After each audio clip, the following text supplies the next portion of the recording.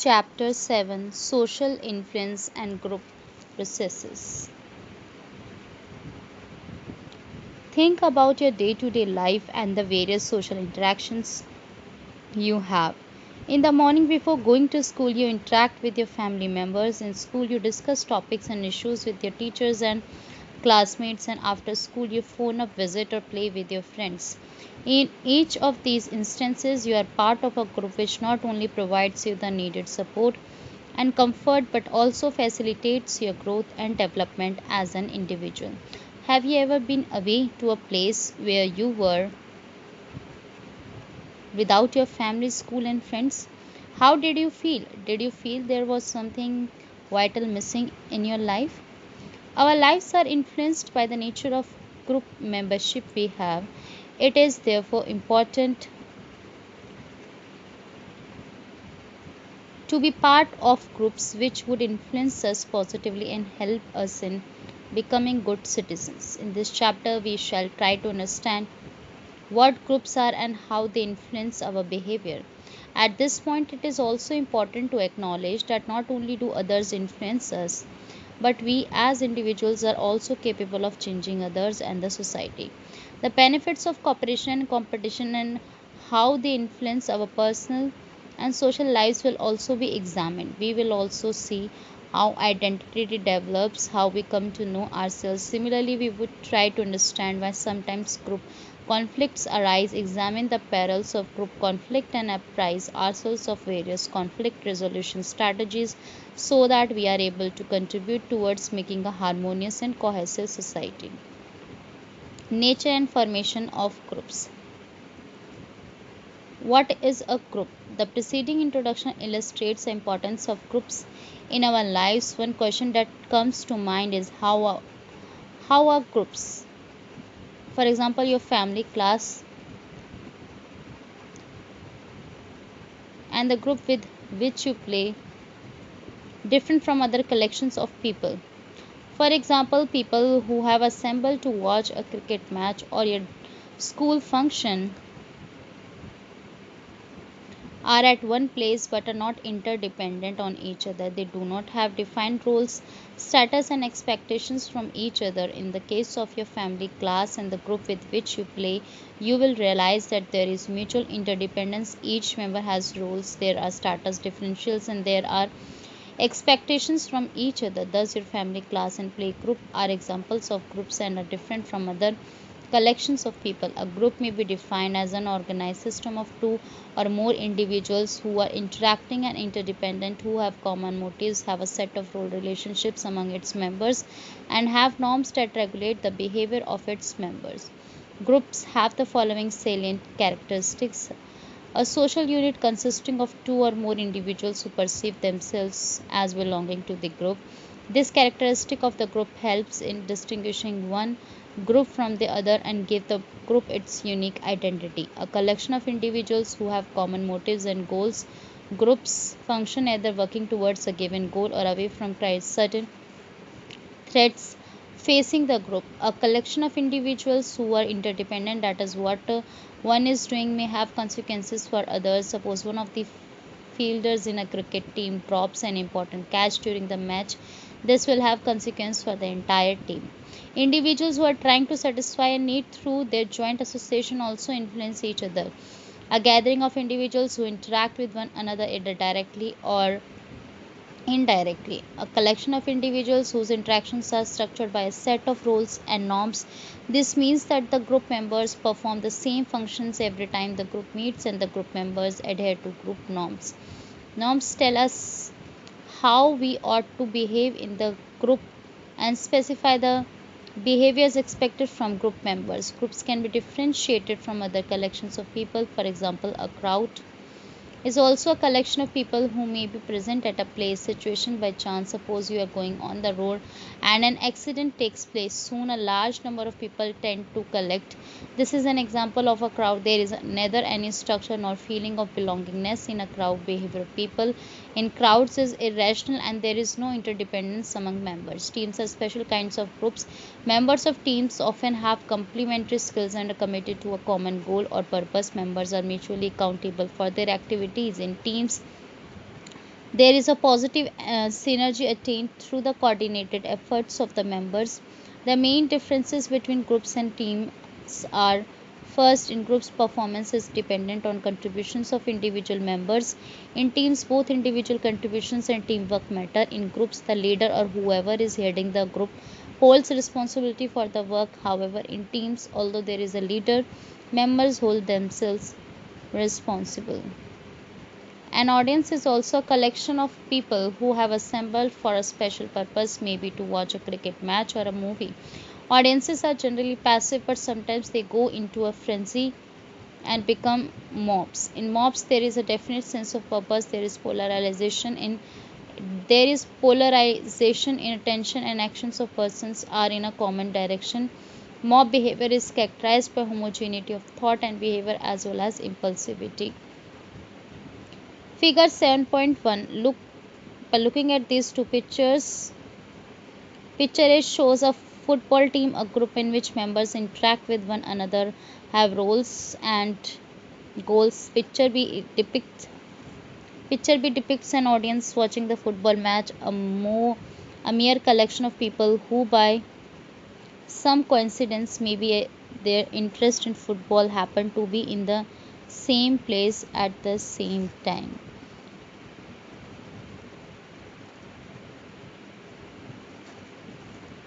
Why do people join groups? All of you are members of your family, class, and groups with which you interact or play. Similarly, other people are also members of a member of groups at any given time. Different groups satisfy different needs, and therefore we are simultaneously members of different groups. This sometimes creates pressures for us because there may be competing demands and expectations. Most often we are able to handle these competing demands and expectations. People join groups because these groups satisfy a range of needs. In general, people join groups for the following reasons. First, security. When we are alone, we feel insecure. Groups reduce this insecurity. Being with people gives a sense of comfort and protection. As a result, people feel stronger and are less vulnerable to threat. Status. When we are members of a group that is perceived to be important by others, we feel recognized and experience a sense of power. Suppose your school wins in an inter-institutional debate competition. You feel proud and think that you are better than others. Self-esteem. Groups provide feelings of self-worth and establish a positive social identity. Being a member of prestigious groups enhances one's self-concept, satisfaction of one's psychological and social needs. Groups satisfy one's social and psychological needs, such as sense of belongingness, giving and receiving attention, love, and power through a group. Goal achievement. Groups help in achieving such goals which cannot be attained individually. There is power in the majority. Provide knowledge and information. Group membership provides knowledge and information and thus broadens our view. As individuals, we may not have all the required information. Groups supplement this information and knowledge. Group formation. In this section, we will see how groups are formed. Basic to group formation is some contact and some form of interaction between people. This interaction is facilitated by the following conditions. Proximity. Thus, just think about your group of friends. Would you have been friends if you were not living in the same colony or going to the same school or maybe playing in the same playground? Probably your answer would be no. Repeated interactions with the same set of individuals give us a chance to know them and their interests and attitudes. Common interests, attitudes, and background are important determinants of our liking for our group members. Similarity. Being exposed to someone over a period of time makes us assess our similarities and paves the way for formation of groups. Why do we like people who are similar? Psychologists have given several explanations for this. One explanation is that people prefer consistency and like relationships that are consistent. When two people are similar, there is consistency and they start liking each other. For example, you like playing football and another person in your class also loves playing football. There is a matching of your interests, there are higher chances that you may become friends. Another explanation given by a psychologist is that when we meet similar people, they reinforce and validate our opinions and values. We feel we are right and thus we start liking them. Suppose you are of the opinion that too much watching of television is not good because it shows too much violence. You meet someone who also has similar views. This validate your opinion and you start liking the person who was instrumental in validating your opinion. Common motives and goals. When people have common motives or goals, they get together and form a group which may facilitate their goal attainment. suppose you want to teach suppose you want to teach children in a slum area who are unable to go to school. You cannot do this alone because you have your own studies and homework. You therefore form a group of like minded friends and start teaching these children, so you have been able to achieve what you could not have done alone. Stages of group formation. Remember that, like everything else in life, groups develop. You do not become a group member the moment you come together. Groups usually go through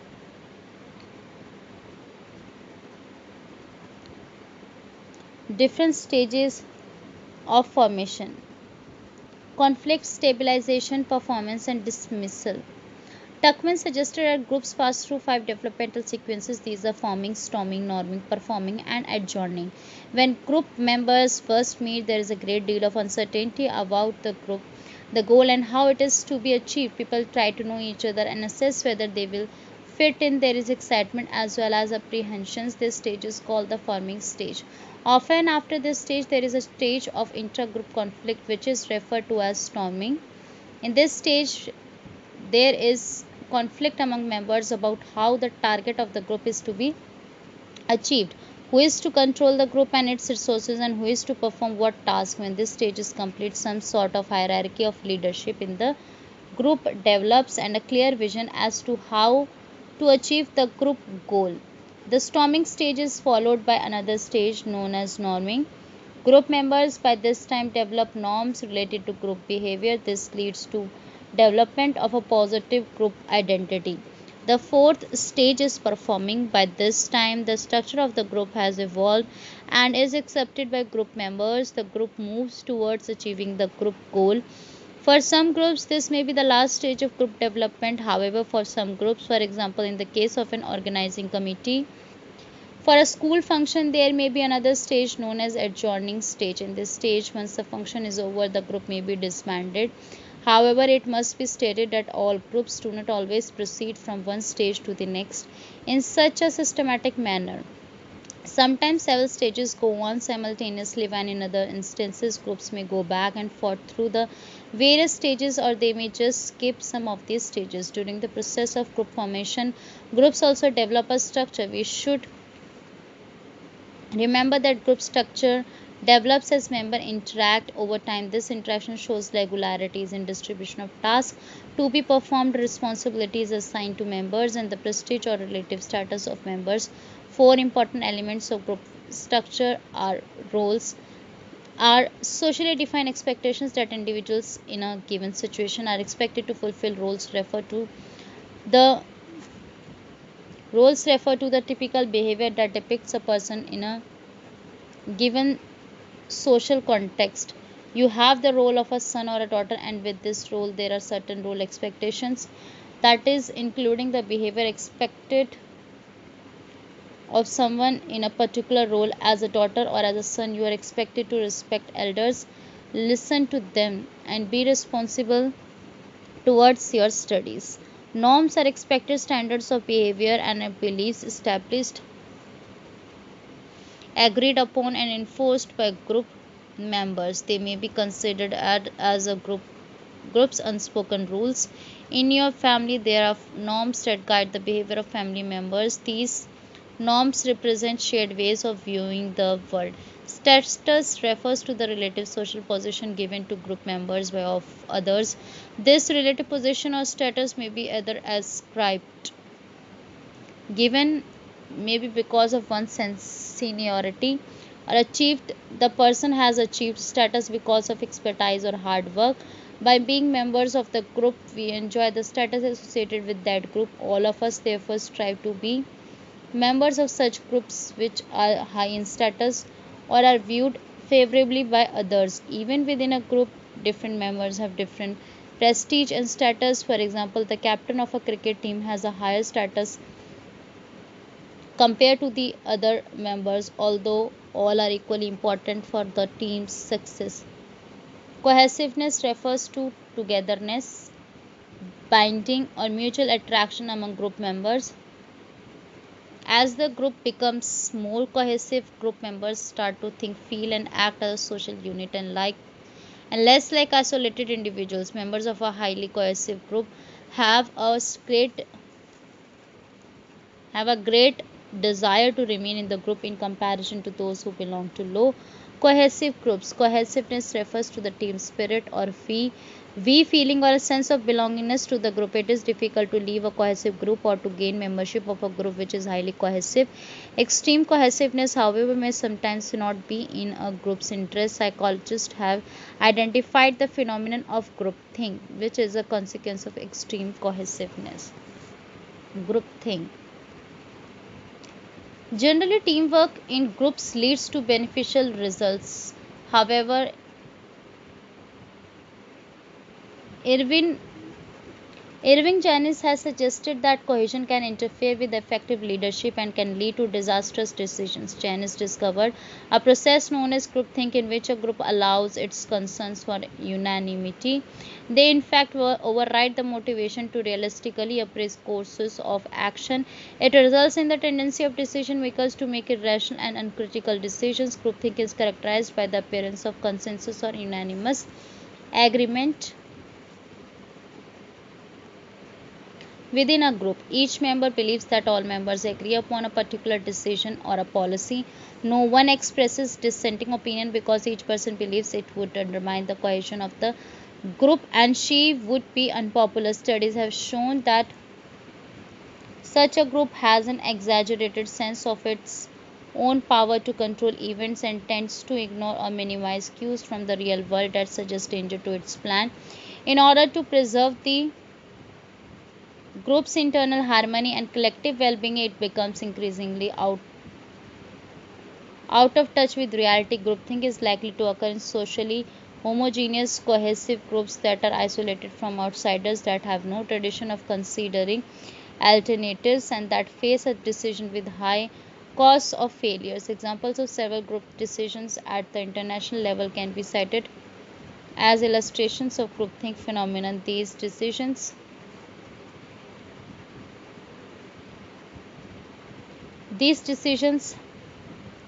turned out to be major fiascos. The Vietnam War is an example. From 1964 to 1967, President Lyndon Johnson and his advisors in the US escalated the Vietnam War, thinking that this would bring North Vietnam to the peace table. The escalation decisions were made despite warnings. The grossly miscalculated move resulted in the loss of 56,000 American and more than 1 million Vietnamese lives and created a huge budget deficit. Some ways to counteract or prevent groupthink are: first, encouraging and rewarding critical thinking and even disagreement among group members. Second, encouraging groups to present alternative courses of action. 3, inviting outside experts to evaluate the group's decisions. 4, encouraging members to seek feedback from trusted others.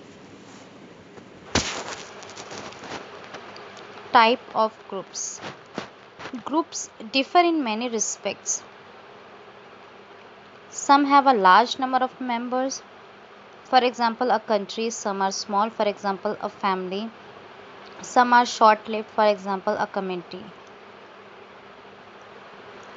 Some remain together for many years, for example religious groups. Some are highly organized, for example army, police, etc., and others are informally organized, for example spectators of a match. People may belong to different types of groups. Major types of groups are enumerated, such as primary and secondary groups, formal and informal groups. In-group and out-group. Primary and secondary groups. A major difference between primary and secondary groups is that primary groups are pre-existing formations which are usually given to the individual, whereas secondary groups are those which the individual joins by choice.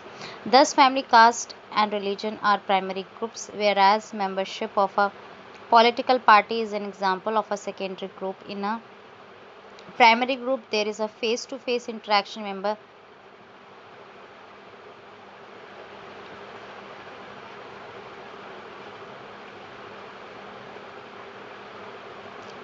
There is a face-to-face interaction. Members have close physical proximity and they share warm emotional bonds. Primary groups are central to individuals' functioning and have a very major role in developing values and ideals of the individual during the early stages of development. In contrast, secondary groups are those where relationships among members are more impersonal, indirect, and less frequent. In the primary group, boundaries are less permeable.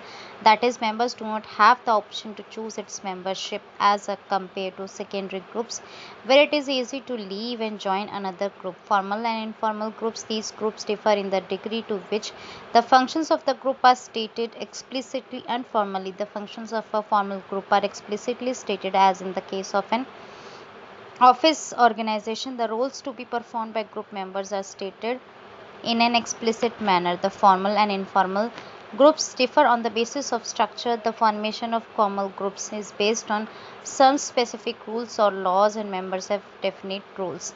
There are a set of norms which help in establishing order. A university is an example of a formal group. On the other hand, the formation of informal groups is not based on rules or laws, and there is close relationship among members. In group and out group, just as individuals compare themselves with others in terms of similarities and differences with respect to what they have and what others have, individuals also compare the group they belong to with groups of which they are not a member. The term The term in-group refers to one's own group and out-group refers to another group. For in-group members, we use the word we, while for out-group members, the word they is used. By using the words they and we, one is categorizing people as similar or different. It has been found that persons in the group are generally supposed to be similar, are viewed favorably, and have desirable traits. Members of the out-group are viewed differently and are often perceived negatively in comparison to the in-group members. Perceptions of in-group and out-group affect our social lives. These differences can be easily understood by studying Tachfeld's experiments in the box 7.2. Although it is common to make these categorizations, it should be appreciated that these categories are not real and are created by us. In some cultures, plurality is celebrated, as has been the case in India. We have a unique composite culture which is reflected not only in the lives we live but also in our art, architecture, and music.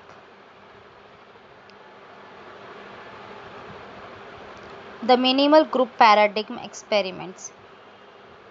Tashwell and his colleagues were interested in knowing the minimal conditions for intergroup behavior. Minimal group paradigm was developed to answer this question. British school boys expressed their preference for paintings by two artists, Vasily Kandinsky and Paul Klee. Children were told that it was an experiment on decision making. They knew the groups in which they were grouped: Kandinsky group and Klee group. The identity of other group members was hidden using code numbers. The children then distributed money between recipients only by code, number, and group membership. Sample distribution metrics. In group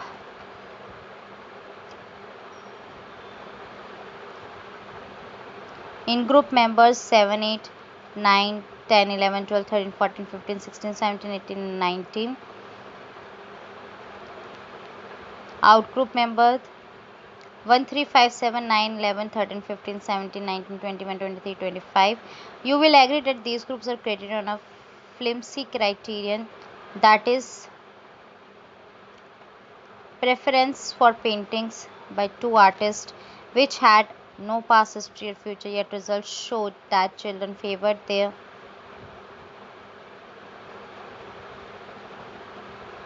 own group.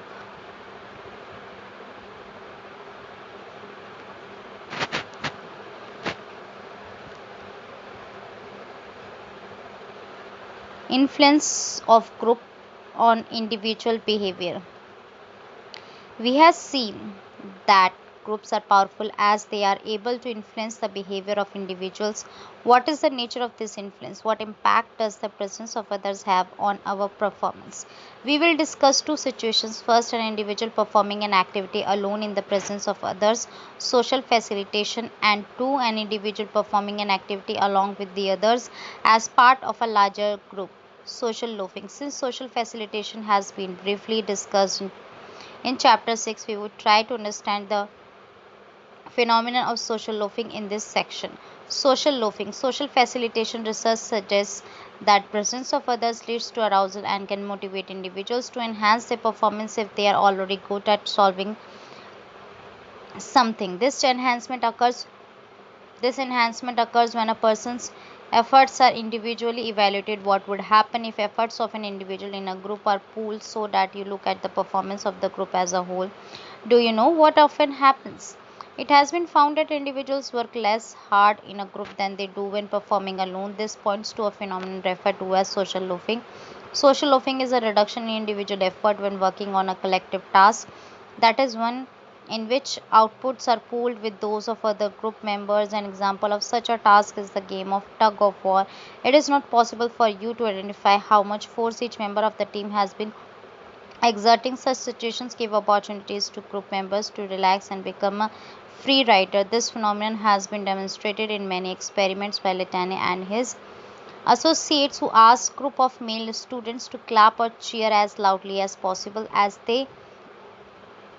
Experimenters were interested in knowing how much noise people make in social settings. They varied the group size. Individuals were either alone or in groups of 2, 4, and 6. The results of the study showed that although the total amount of noise rose up as size increased, the amount of noise produced by each participant dropped. In other words, each participant put in less effort as the group size increased. Why does social loafing occur? The explanations offered are: first, group members feel less responsible for the overall task being performed and therefore exert less effort. 2. Motivation of members decreases because they realize that their contributions will not be evaluated on individual basis. 3. The performance of the group is not to be compared with other groups. Next, there is an improper coordination or no coordination among members. Belonging to the same group is not important for members. It is only an aggregate of individuals. Social loafing may be reduced by making the efforts of each person identifiable, increasing the pressure to work hard, making group members committed to successful task performance, increasing the apparent importance or value of a task, making people feel that the individual contribution is important, strengthening group cohesiveness, which increases the motivation for successful group outcome.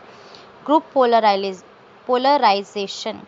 We all know that important decisions are taken by groups and not by individuals alone. For example, a decision is to be taken whether a school has to be established in a village. Such a decision has to be group decision. We have also seen that when groups take decisions, there is a fear that the phenomenon of groupthink may sometimes occur. Groups show another tendency referred to as group polarization. It has been found that groups are more likely to take extreme decisions than individuals alone. Suppose there is an employee who has been caught taking bribe or engaging in some other unethical act. Her his colleagues are asked to decide on what punishment he should be given.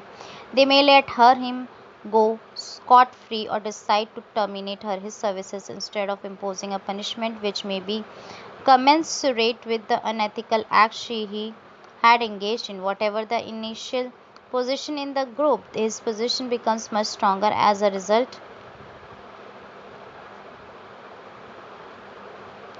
of discussion in the group. This strengthening of the group's initial position as a result of group interaction and discussion is referred to as group polarization. This may sometimes have dangerous repercussions as groups may take extreme positions, that is, from very weak to very strong decisions. Why does group polarization occur?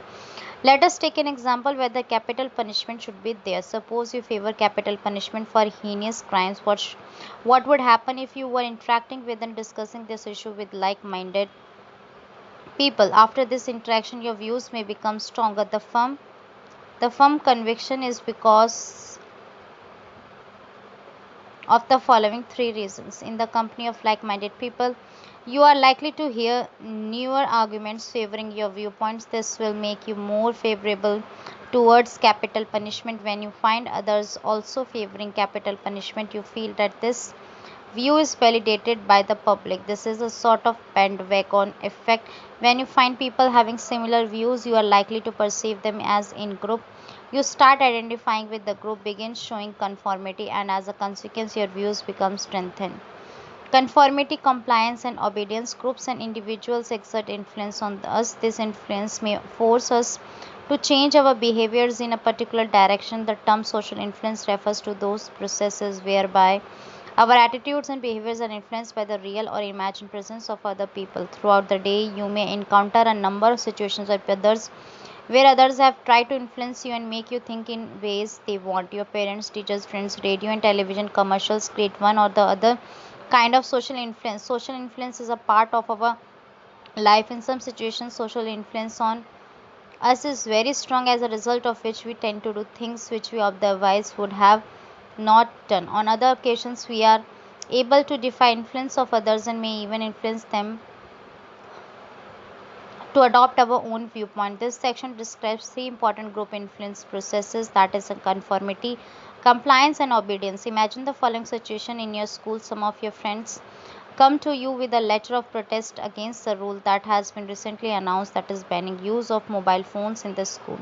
Personally, you believe that the rule is very sensible and should be enforced, but you also know that if you do not sign the letter, you will lose many friends and get a bad name for not keeping a student unity. What you do in such a situation? What do you think most people of your age would do? If your answer is that you would agree to sign the letter, you have expressed a form of social influence called conformity, which means behaving according to the group norm, that is, the expectations of other group members. Persons who do not conform, called deviants or nonconformists, get noticed more than those who do conform.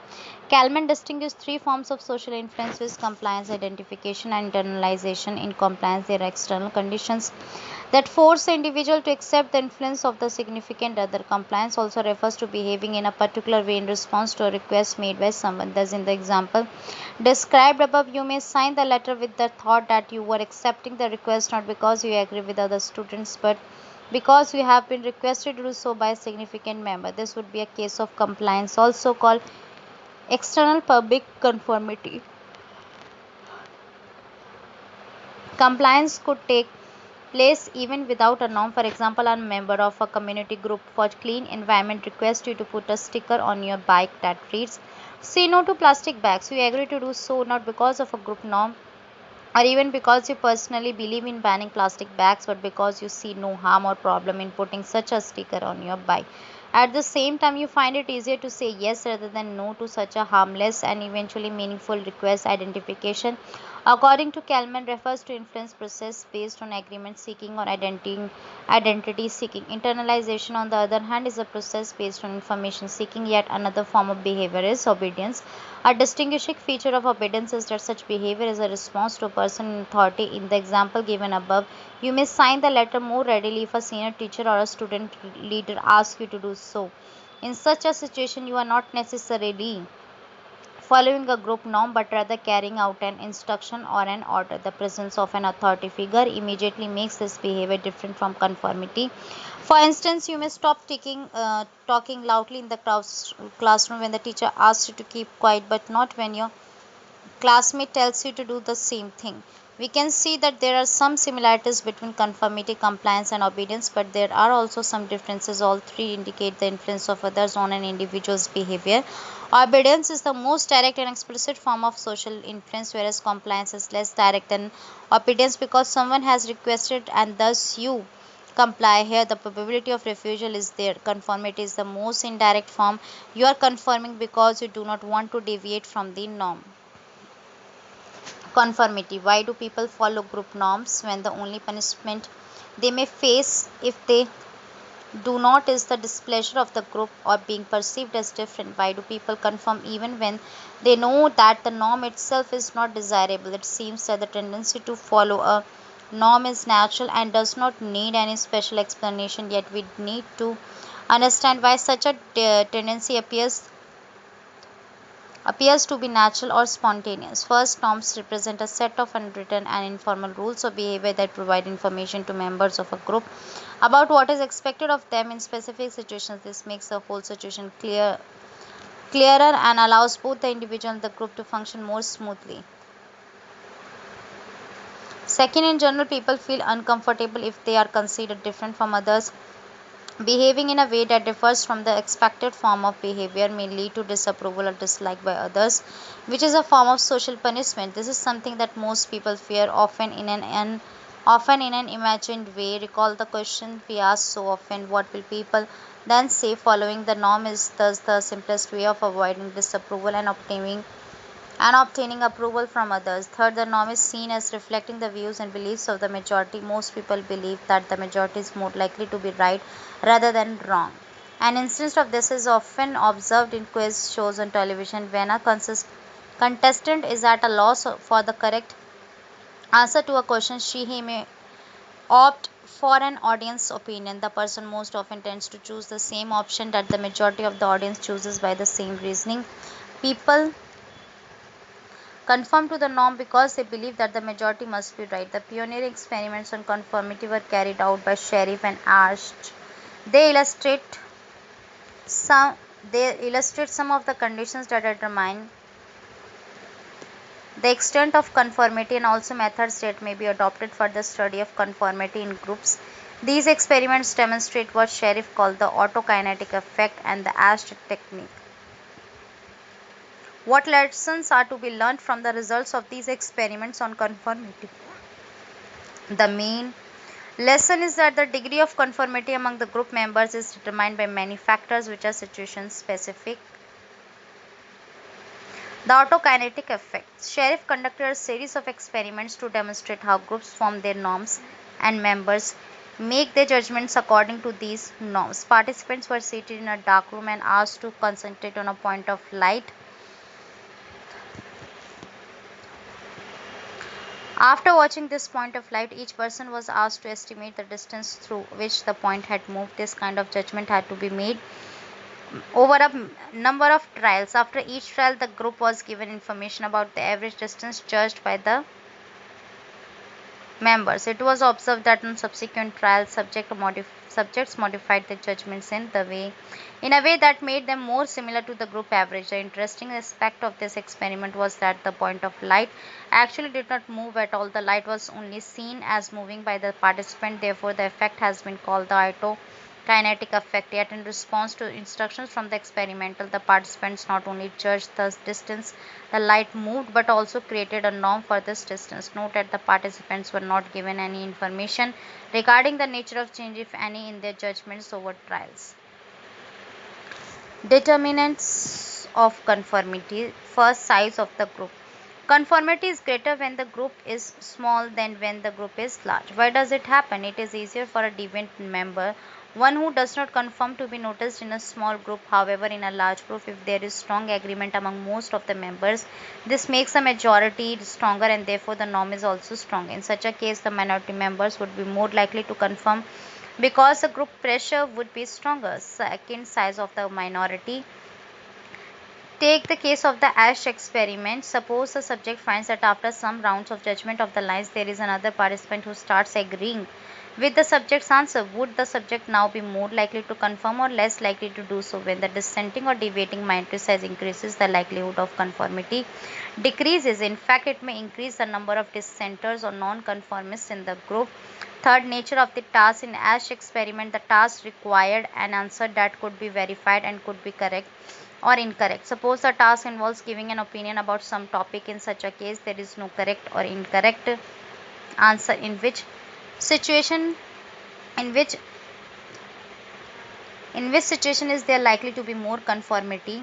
The first one where there is something like a correct or incorrect answer, or the second one where answers can vary widely without any answer being correct or incorrect. You may have guessed right, conformity would be less likely in the second situation. For public or private expression of behavior in the ASHEX technique, the group members are asked to give their answers publicly. That is, all members know who has given which response. However, there can be other situations, for example, voting by secret ballot, in which the behavior of members is private, not known to others. Less conformity is shown under private expression than it is seen under public expression. 5. Personality. The conditions described above show how the features of the situation are important in determining the degree of conformity shown. We also find that some individuals have a conforming personality.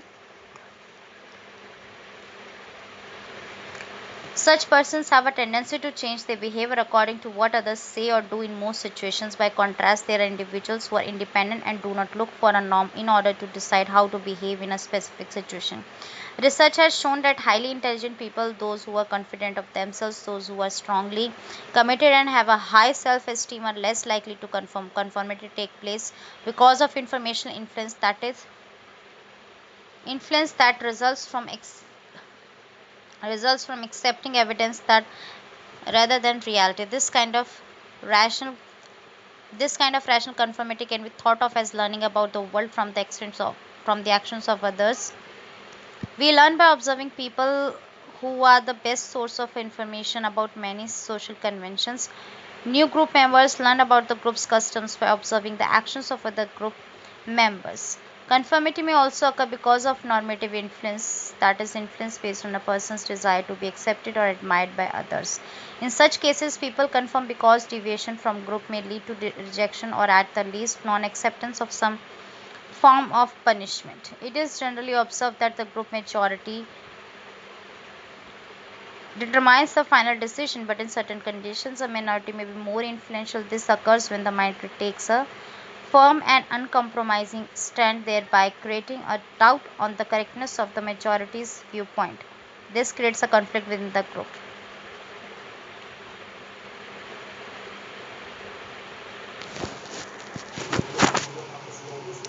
Group pressure and conformity. The Ash experiment. Ash examined how much conformity there would be when one member of a group experiences pressure from the rest of the group to behave in a specific way or to give a particular judgment. A group of 7 persons participated in an experiment that was a vision test. There was actually only one true subject. The other 6 participants were associates of the experimenter, or confederates as they are called in social psychology. These confederates were given instructions to give specific responses. Of course, this was not known to the true subject. All participants were shown a vertical line, standard line, that had to be compared with 3 vertical lines of different lengths, A, B, and C comparison lines. Participants had to state which of the comparison lines, A, B, or C, was equal to the standard line. When the experiment began, each participant by turn announced her his answer. The first 5 persons gave wrong answers as they had been instructed to do so. The true subject's turn came last, but one in each round, so the true subject had the experience of 5 persons giving incorrect answers before him. The last person, also a confederate, gave the same incorrect answer as the first 5 persons, even if the true subject felt that these answers were incorrect. A norm had been presented to him. There were 12 trials. Did the true subject conform to the majority answer, or did he give her his own judgments? It was observed that 67% subjects showed conformity and gave the same incorrect answer as the majority. Remember that this was a situation in which the answers were to be given publicly.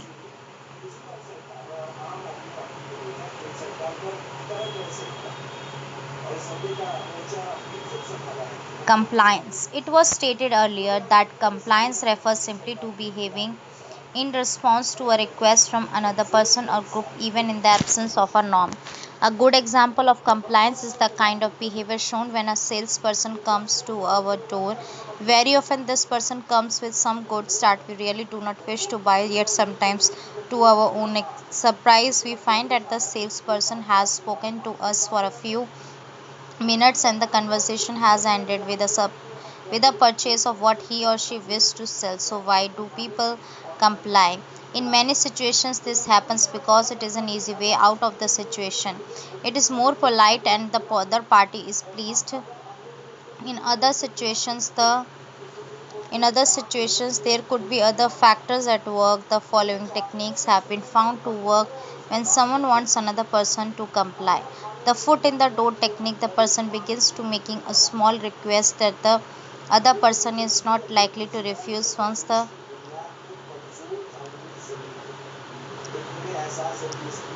Once the other person carries out the request, a bigger request is made simply because the other person has already complied with the smaller requests. He or she may feel uncomfortable refusing the second request. For example, someone may come to us on behalf of a group and give us a gift, something free, saying that it is for promotion. Soon afterwards, another member of the same group may come to us again and ask us to buy a product made by the group.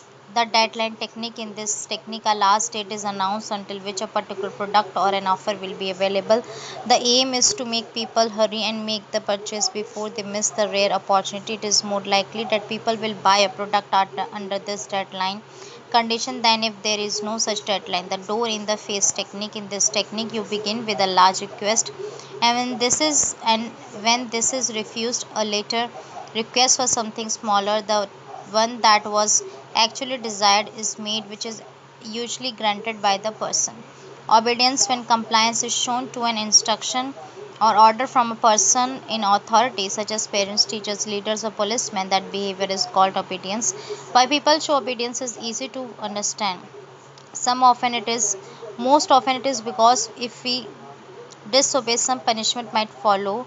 Sometimes it is because we believe that persons in authority must be obeyed. People in authority have effective means for enforcing their orders. Milgram conducted an experiment to show that individuals obey commands from people who are strangers. The experimenter informed the respondents in the study that they were participating in an experiment to study the effects of punishment on learning.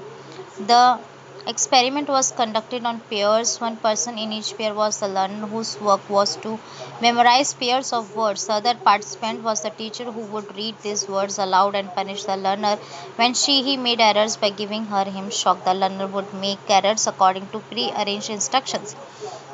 The teacher asked to the teacher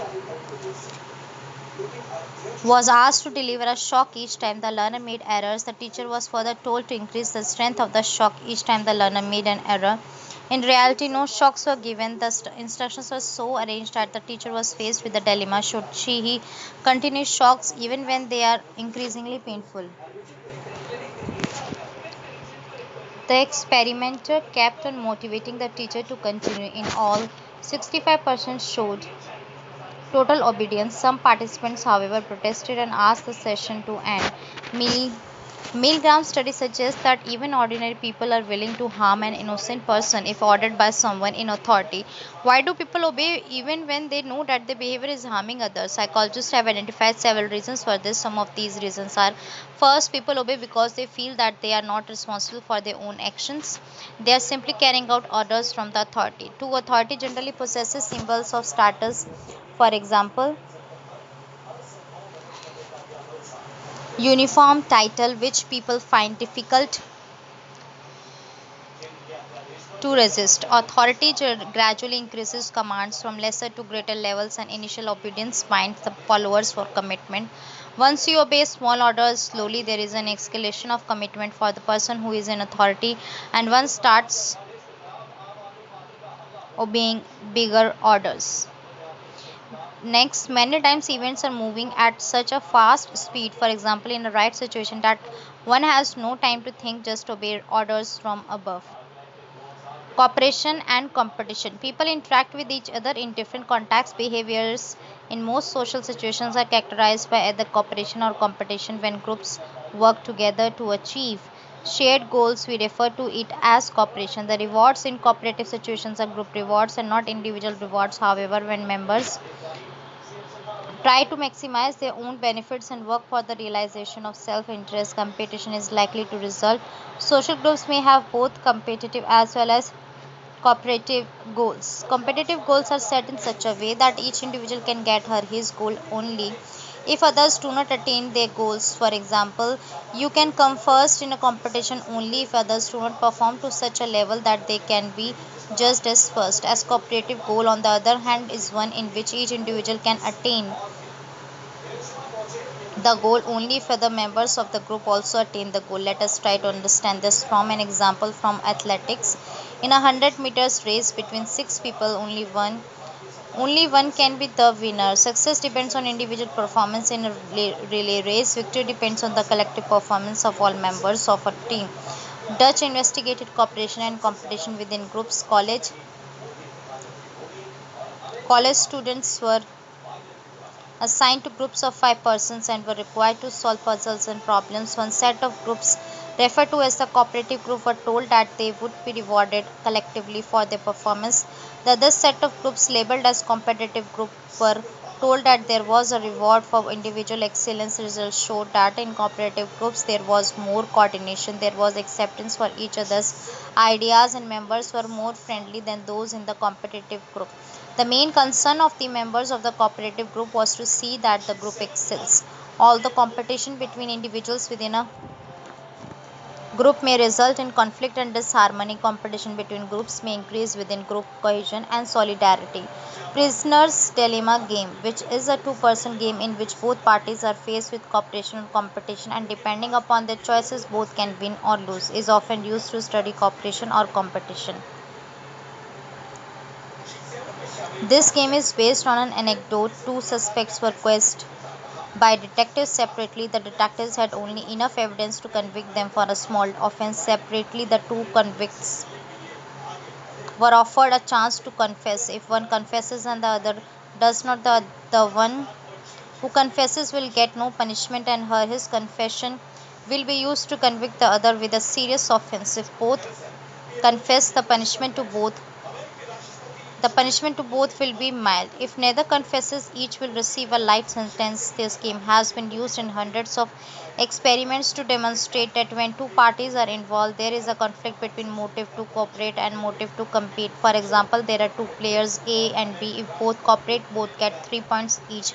If player A competes and wins, she he had she he gets points 5 points and gets 0 points. If B competes and wins, she he gets 5 points and A gets 0 points. If both A and B compete, both get 2 points each. What outcomes do you expect? What do you expect? So give reasons.